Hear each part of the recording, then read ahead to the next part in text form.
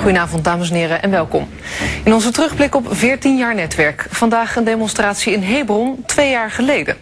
Israëlische vredesactivisten kwamen in de bezette stad op de westelijke Jordaanoever in aanvaring met Joodse kolonisten.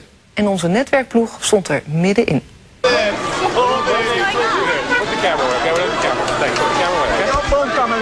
Don't touch the camera. Many Palestinians that are not allowed to go in. They're not allowed because we are afraid. Not even allowed to use. We are afraid they shouldn't explode themselves.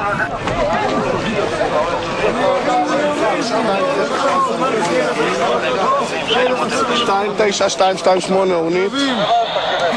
אני מבקש ממנו בבקשה תפסיק לבעוט חבל על הזמן הזה ביצים מגיעים חבל על הזמן תתחיל לצפות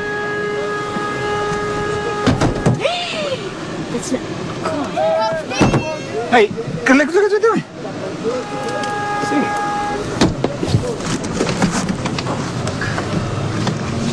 You see what's going on. If you're going to stay, you'll be attacked. That's the decision you have to do. If you want this car to stay in one piece, so you have to leave now.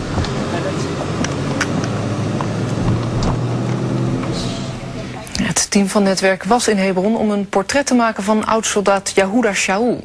Een Israëlische vredesactivist die zijn protest vooral richt op Hebron. Want het langslepende conflict tussen Israël en de Palestijnen is haast nergens zo duidelijk zichtbaar als in die stad. In het centrum wonen Joodse kolonisten en om hen te beveiligen is er een legermacht neergestreken van 500 man. Zij moeten ervoor zorgen dat de 800 kolonisten een normaal leven kunnen leiden. Het gevolg is dat het ten koste gaat van het dagelijks leven van de Palestijnen in de stad. Hebron, een Palestijnse stad ten zuiden van Jeruzalem. Door deze tombe van de patriarchen, een heilige stad voor moslims en Joden. De zwaargelovige kolonisten zijn hier in het centrum 40 jaar geleden komen wonen, omdat ook zij willen bidden in de tombe. Maar dit is het gevolg. Het ooit zo bruisende oude centrum is veranderd in een spookstad. The facts are on the ground. And these are, you have 800 settlers in the heart of a city of 166,000 Palestinians. Guarding those 800 settlers, you have around 500 combat soldiers. Now, in order to protect them, the Israeli government created their sterile buffer zones, pushed back Palestinians, created this reality with the daily activities of the IDF, curfew, invading randomly houses all the time, making their presence felt, and lack of law enforcement on the settlers. All this together brought to, to a situation where Palestinians, in a way, were forced to leave their homes.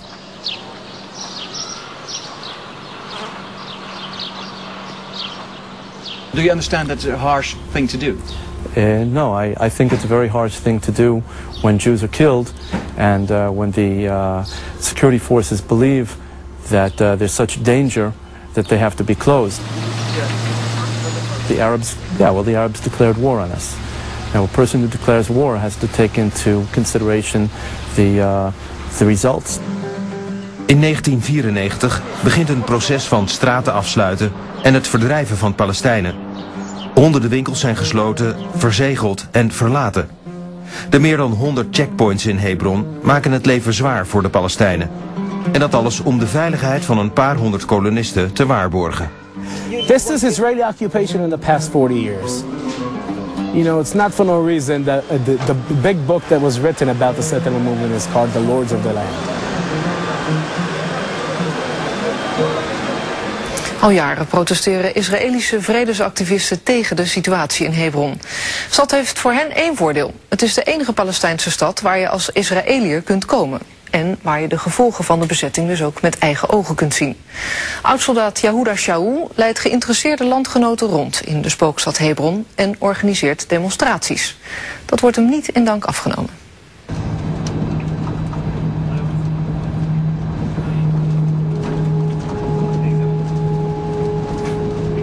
On our side, there is kind of tension on this tour.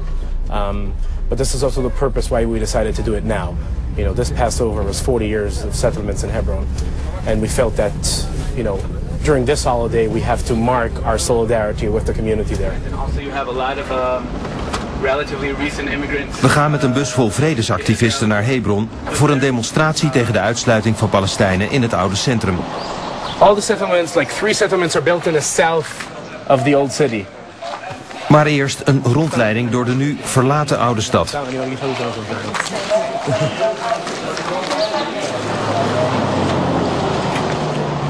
Sterile zones expand themselves. In 2000, the street we just walked through was announced as a sterile zone. A sterile street that Palestinians were not allowed to enter. You saw every 50 meters you have an IDF post. Palestinians were not allowed to walk. But this street was still open. The market was functioning here. Everything was alive. In 2002, the settlers decided it's time for the next step. They stopped driving through this street and started driving through this road. The Palestinians would stone them. They came to our commanders saying, hey guys, you're not doing the job. You know, they're stoning us, you're not doing anything. So the army did what the army knows to do. Closed down also this road. So kind of like every year and a half, another road, another corner, another street. And these sterile zones expand themselves. De kolonisten haten deze man, Yehuda Shaul. En later zullen we dat merken ook. I think the fact that my background as a combat soldier and commander serving here for 14 months during the second intifada, the kippah that I have on my head, being religious, of course, you know, adds more fuel to the fire here. Shaul is 25 en oprichter van Breaking the Silence. Een organisatie van oud-soldaten die kritiek hebben op de Israëlische nederzettingenpolitiek. Shaul weet waar hij het over heeft. Hij vocht zelf 5 jaar geleden in Hebron als soldaat. We took high posts. One of them was a school, put snipers and machine guns and returned fire into the neighborhoods. Our targets were empty buildings. When you shoot with a machine gun at night, to a distance of 1.5 kilometers away, there is no way you reach the targets without hurting around. And for a few months, I was shooting every night grenades. A few dozens of grenades every night. A lot of times people ask me whether I killed Palestinians during my time in the military. I hope I didn't. You know, back then it made sense to shoot grenades into the neighborhood. Today it sounds awful. But it made sense, you know. We called it deterrence fire. Nu loopt spijt op tand Shaul 3 keer per week met een groep door Hebron. Honderden heeft hij al rondgeleid. Geregeld is hij gids voor buitenlandse politici. Een paar maanden geleden nog werd hij ontboden door Tony Blair, de nieuwe VN-gezant voor het Midden-Oosten. Shaul is in de Shuhada-straat aangekomen. Vroeger de hoofdstraat voor de Palestijnen, nu alleen toegankelijk voor de Joodse kolonisten. Okay, this is a sterile street. This is the meaning of a sterile street. All the doors on this road are welded shut, sealed up. Out of 50 families who used to live on this part of the street, only 4 families still live here. Yeah. Okay. Yeah. Hier woont de Palestijnse Shleicha Muhataseb in een soort kooi. It is a cage, in fact, but this was put about 18 months ago for my protection. There's a funeral over there. And you see there are children, and I think the soldiers are yelling at the children. They think that the children threw stones at the soldiers. De voordeur kan Shleicha niet uit. Voor op straat mogen alleen Joden lopen en autorijden. Via de buren gaat ze nu haar huis binnen. The settlers all the time stoned the house and broke the windows. I wasn't safe at home at all. If by mistake I left these shutters open, then I will receive lots of stones. And you can see here that they kept stoning the house. De Israëlische mensenrechtenorganisatie B'Tselem besluit 2 jaar geleden de Palestijnen die dicht bij de kolonisten wonen kleine videocamera's te geven. Onder het motto Shooting Back, terugschieten, filmden de Palestijnen de pesterijen van de kolonisten. Een paar maanden geleden interviewde een medewerker van de mensenrechtenorganisatie een koloniste over haar droom. יש 2 חלונות פונים לצד ההוא של העיר, רואים את כל הרחבון, אז השכנה שלי קוראת לזה חלונות מוטיבציה. מסתכלים, פותחים בבוקר את החלון, רואים מה עוד יש לעשות, למה כל עוד אנחנו רק פה ולא שם, אז זהו. הבית הזה, בית של ערבים בינתיים, ויש פה עוד בית שהיה של ערבים והיום הוא יהודי. אז עם הזמן התייהד. Enkele weken later wordt diezelfde vrouw door een Palestijnse gefilmd.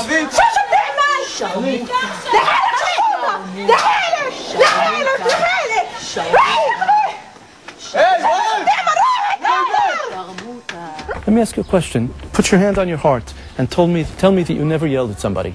Can you put your hand on your heart? Can you put your hand, you know, if I drive to Tel Aviv, okay, and I cut somebody off, they open their window and they say things that are much worse than sharmuta. But it's okay? the hatred. Okay? It's the hatred. I mean, no, that's your interpretation. You've seen it?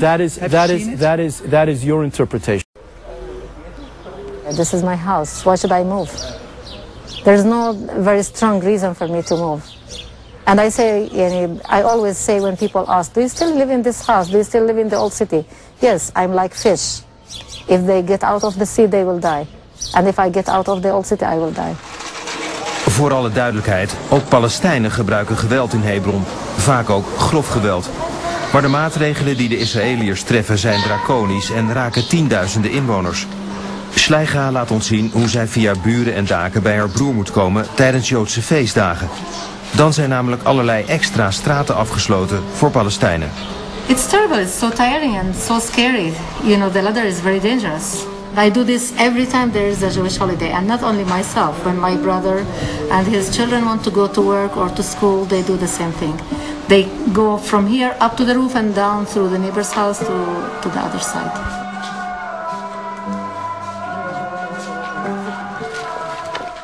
So if you take a close look to what used to be a shop, you see what is behind the doors there? You see there to the left? The window in the wall? You see here the wall behind what used to be doors of shops? So we have a line of around 16 private Palestinian shops all around Avraham Avinu that the settlers just broke from inside, took over the shops. The government clinic, Kupat Cholim, is in a private Palestinian shop. The Bnei Akiva chapter, youth movement, is in a private Palestinian shop.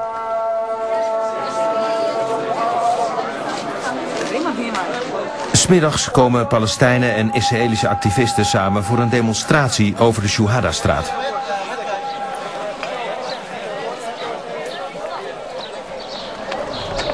Yalla, go.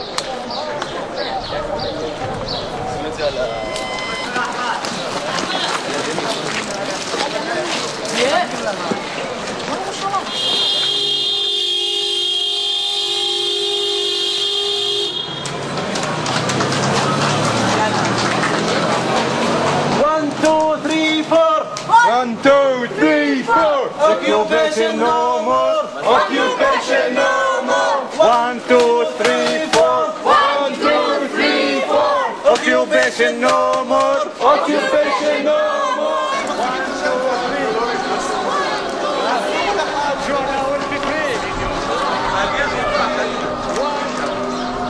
4! כשאסור פלסטינאים להיכנס לאזור הזה. קיבלתם אישור להפגנה? זו הפגנה לא חוקית. שומע? דבר אליך. תוריד את השלט הזה, אם אני צריך לעצור אותך. תורידו את השלט. דבר אליכם. נו, מדברים אליכם, אתם לא קולטים? אתה לא מבין? בוא נגיד לך מה, תוריד את השלט הזה. זה דבר אחד. עכשיו אתה מבין אותו? פשוט? כן? יפה, זה דבר ראשון. הלאה. אסור לכם להניף שלטים, לא קיבלתם אישור להפגנה.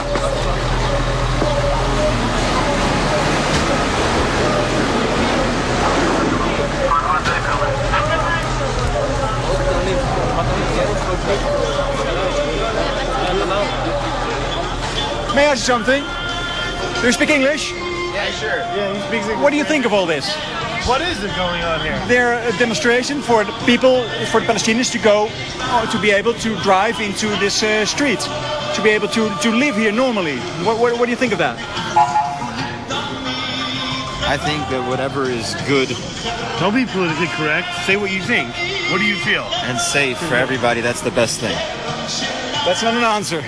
What I think, personally, is that it's not a good idea to have the Palestinians around this area. Because we just can't get along. We see it, we try day in and day out, and it's just not going to work out.